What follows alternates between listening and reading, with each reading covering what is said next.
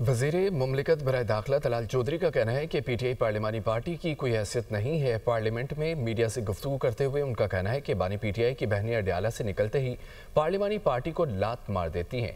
एक बहन कहती हैं कमेटियों से निकल जाओ, दूसरी कहती है कि इस्तीफ़ा दे दो, तीसरी बहन कहती है कि वर्कशॉप में शिरकत करने वाले मीर जाफ़र हैं। एक ज़हनी मरीज़ ने इन सबको ज़हनी मरीज़ बना दिया है।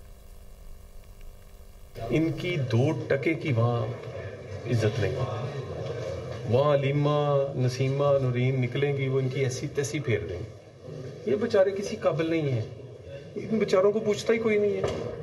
वो जब दिल करता है, वो एक बहन निकलती है वो किक मारती है, वो इनको कमेटियों से निकाल देती है। दूसरी निकलती है वो कहती है इस्तीफे दे देंगे। तीसरी निकलती है वो कहती है आपने किस फलानी मीटिंग में कैसे।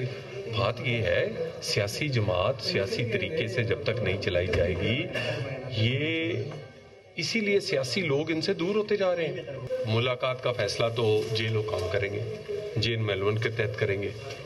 कोई अमनो अमान का मसला पैदा नहीं होने दिया जाएगा, बिल्कुल क्लैरिटी के साथ।